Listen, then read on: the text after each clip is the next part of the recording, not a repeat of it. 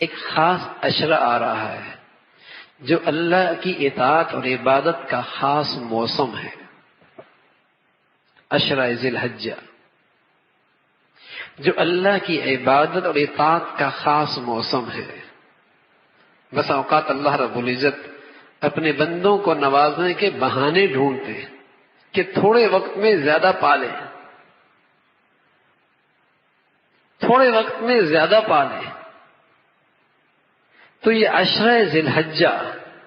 جو یکم ذی الحجہ سے شروع ہوتا ہے اور 10 ذی الحجہ تک رہتا ہے، یہ عبادت اور اطاعت کا ایک خاص موسم ہے۔ رسول اللہ صلی اللہ علیہ وسلم فرمایا کرتے تھے کہ ان دنوں کے اندر عبادت افضل ترین عبادت ہے، اور فرمایا ایک دن کا روزہ ایسا ہے جیسے سال بھر کا روزے رکھے، اور اس کی ایک رات کی عبادت اجر و ثواب کے لحاظ سے ایسا ہے جیسے کہ لیلۃ القدر کی عبادت ہے۔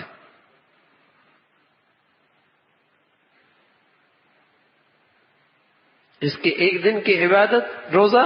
ایسا جیسے ایک سال کے روزے کے برابر، اور جس کی ایک رات کی عبادت اجر و ثواب کے لحاظ سے ایسی جیسے کہ شب قدر کی بقدر۔ اور عرفہ کا روزہ 9ویں تاریخ کا، اس کے بدولت اللہ ایک سال پہلے کے اور ایک سال بعد کے تمام صغیرہ گناہوں کو معاف فرمائے۔ یہ خاص موسم ہے عبادت کا۔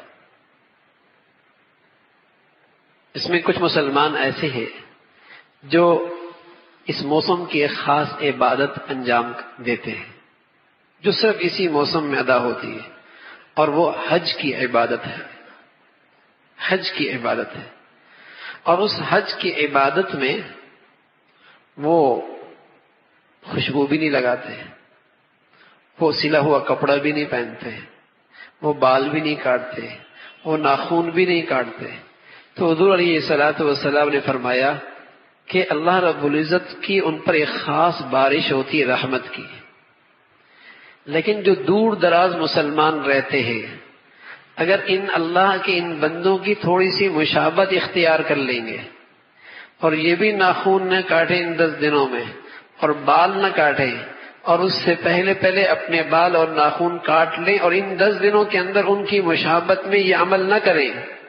تو اللہ رب العزت ان کو بھی اپنی رحمت سے محروم نہیں فرمائے گا۔